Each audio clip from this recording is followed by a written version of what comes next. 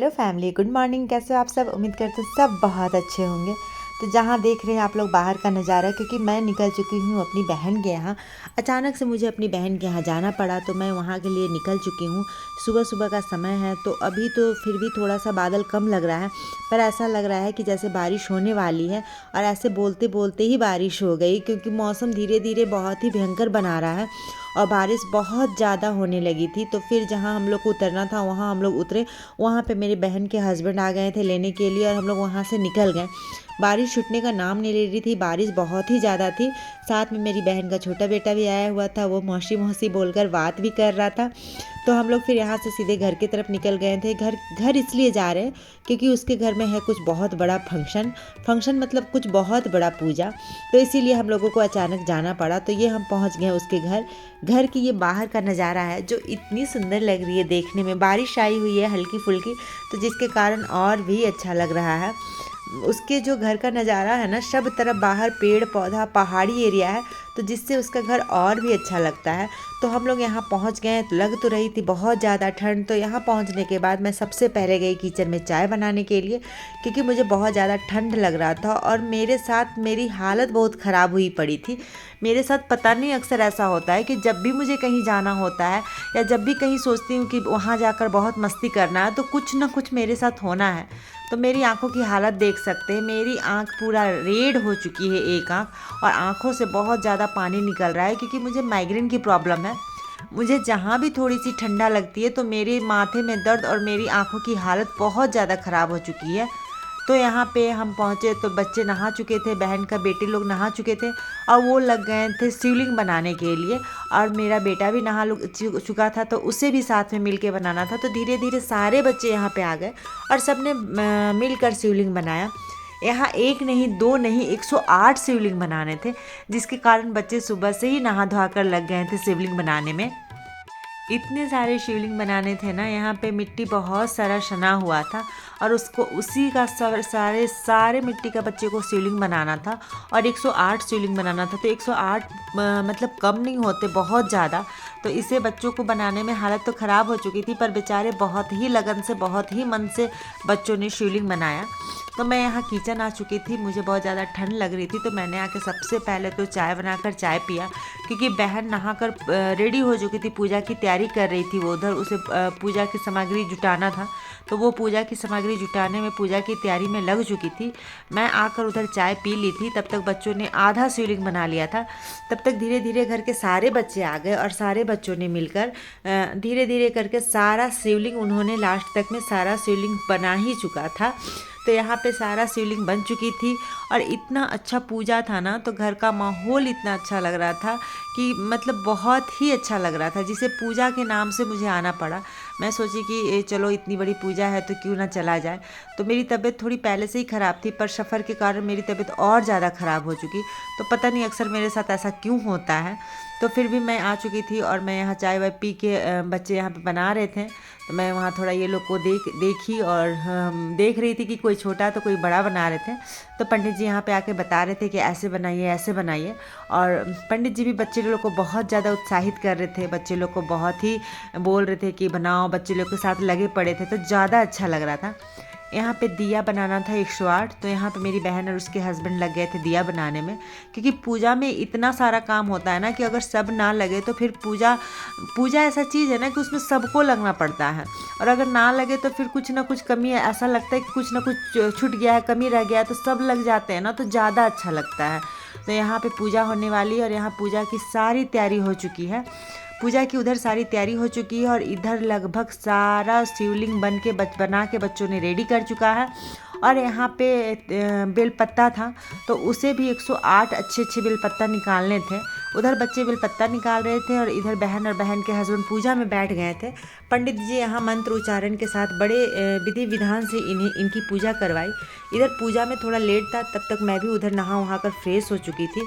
इधर पूजा से उठने के बाद हवन होने वाला था, तो हवन बच्चे सारे करेंगे, बड़े भी करेंगे। तो जो जिनको बैठना होगा वो बैठ जाएंगे हवन में, पर मैं अगर बैठती तो फिर इधर खाना वाना बनाना मुश्किल हो जाता। तो जिसके कारण मैं नहाकर किचन में लग गई थी खाना बनाने में। तो मैं यहाँ पर नहा वहाँ कर देख रही थी क्या सब्जी है क्या नहीं है। तो मैंने यहाँ पे जो भी बन पड़ा, पूड़ी सब्जी जो भी हुआ, मैं यहाँ पे बनाने लगी। यहाँ पे जो भी बन रहा था बच्चे के लिए, अभी तो फ़िलहाल बच्चे भी फल ही खा के हैं, और जब तक पूजा नहीं ख़त्म होता तब तक तो पंडित जी नहीं खाएंगे तो कोई भी नहीं खा पाएंगे। तो यहाँ पे मैं फ़िलहाल चाय थोड़ी सी बना रही थी, नहा के निकली थी, ठंड बहुत ज़्यादा है रांची में।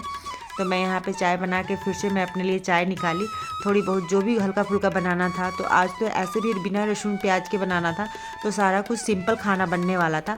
तो मैं यहाँ पे सब कुछ तैयारी करके रख रही थी, और उधर पूजा स्टार्ट हो चुका था।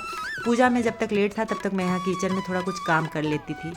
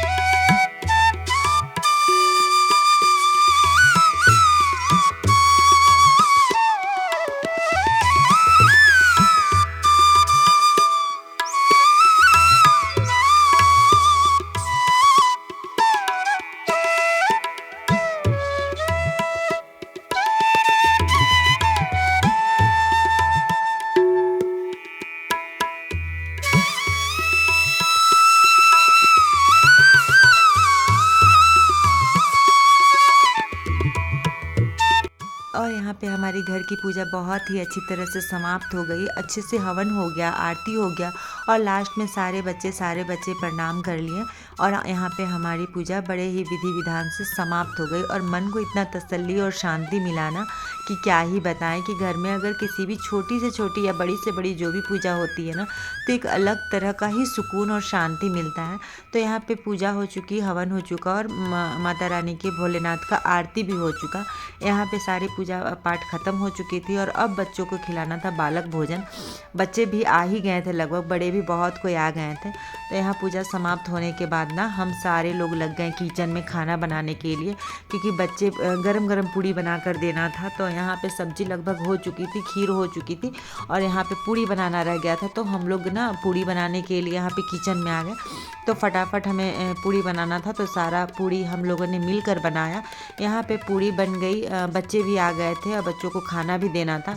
बहुत लेट हो चुका था, हमारे घर के बच्चे भी भूखे थे, बड़े भी भूखे थे, और बाहर के बच्चों को खिलाना था, तो उन्हें भी समय पे खिला दे तो ज़्यादा अच्छा हो। तो यहाँ पे ना हम और हमारे फैमिली में जो भी आए थे ना, सारे लोग लग गए खाना बनाने में।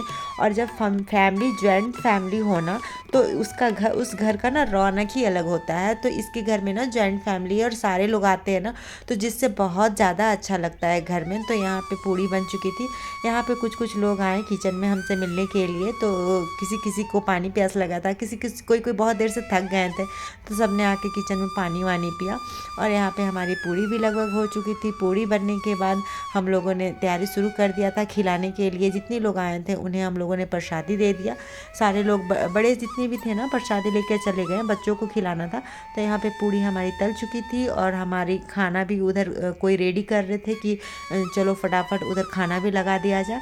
यहाँ पे बेटा आरती लेके आ चुका था। सारे घर में आरती घुमाने के बाद मेरा बेटा मेरे पास लेके आया, और मैंने यहाँ पे माता रानी को, प्रभु को प्रणाम कर मैंने यहाँ आरती ले ली। तो चलिए अब खाना देते हैं बच्चों को।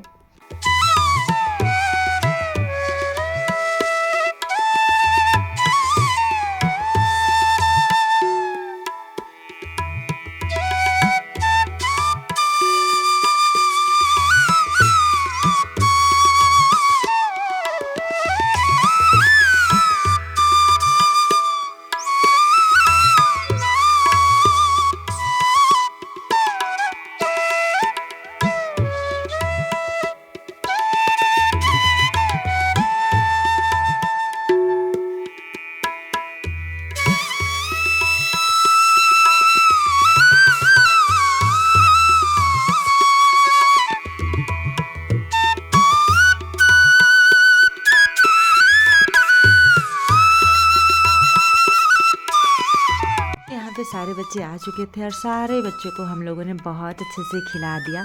बच्चे ने भी बहुत मन से खाया। तो यहाँ पे हमारी पूजा बहुत अच्छे से समाप्त हो गई। तो चलिए इसी के साथ मैं वीडियो को एंड करती हूँ। अगले वीडियो में फिर से मिलती हूँ। तब तक के लिए बाय बाय और आप लोग अच्छे से रहिएगा।